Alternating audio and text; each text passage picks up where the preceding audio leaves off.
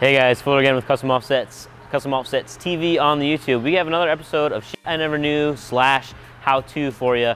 We're doing another NorCal video, but this is a little different because every time we post a NorCal video, some keyboard warrior goes in the comments and is like, that's not how you do it. You shouldn't take a hammer to that truck. You're just beating the metal. Why don't you get it done the right way?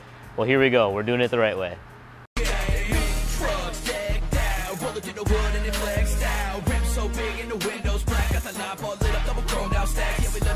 Still they so clean. Custom Offsets team chances the team on top of it now. We ain't never gonna fade, so you better get ready for taking over the game.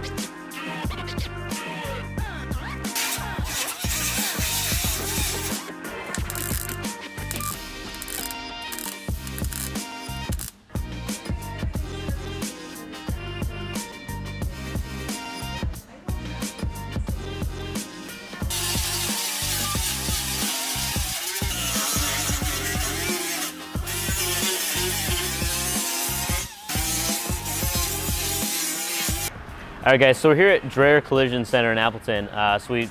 You guys always get mad when we do the NorCal videos. So this one rubbed real bad, so we decided, you know what? Let's take it and we'll get this done professionally and show you guys how involved this process is. So if you bring the camera in here, I'll kind of show you. This isn't going to be step by step, but it'll just show you all the work that's involved. So this entire panel, the inner fender liners are removed, so you can see all this. Entire panel has to be cut out. This entire section comes out. Then we're taking the fender, and then this piece, which actually starts off about 1 3/4 inches, gets cut out of the fender here, if you picture that in there. So that's cut out as a pie cut, and then you're pushing all of this back and then re-welding it, and then working this corner to match the same shape, obviously, as the rest of your fender.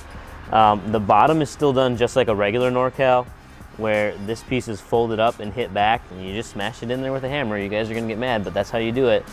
Behind this panel, there's structure also for the fender and the pinch weld. So you have to cut the pinch weld, hammer it over, and then also take out some of the structure that holds this fender in place when all of this gets pushed back. So overall, this is back, nearly 2 inches by the time you get everything back, and then put those fender liners back in. And again, this is the giant piece of metal that you're cutting out of your fender. So this is not really a do-it-yourself in the garage kind of situation here. We'll take you to the other side and show you the clearance then. So then on this side of the truck, we'll kind of show you the clearance. Now this is a 2010 Suburban 2500, so this is going to be similar to your Silverado 2500 HD. And as far as fitment goes, this is a 22 by 12 -44 wheel wrapped in a 35-inch tire, and that's a -44 offset on that wheel. So usually this setup would rub for days, and because this vehicle was in an accident previously, it was really bad. So now you can see he's got, I mean, at least a 2-inch gap at full lock, so you have no problem getting in and out of driveways with this thing, or if you want to take it off road, you're not going to smash everything up. But again, this bottom piece from the fender is folded over. The fender itself was pie cut and then pushed back, and this whole inner liner had to be cut out.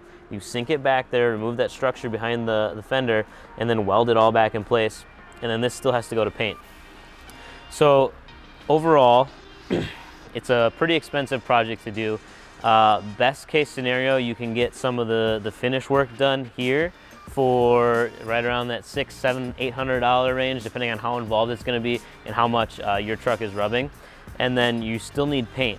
So on a white or black vehicle, it's going to be easier because you don't have to blend it quite so much.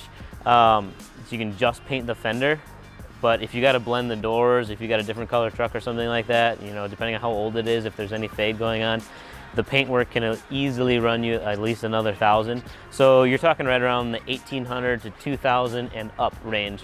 And this is something that a regular collision center might not do for you. So you have to find somebody that's experienced in it and understands what they're doing, because this is definitely a pretty extensive modification. But hopefully that helps, and then makes you understand why we do the simple NorCal, where you just get in there, hit some stuff back, cover it with the fender liner, run some self-tappers in, because that's what most people are doing in their garage, and we want to show you how to do that if you want to do it yourself.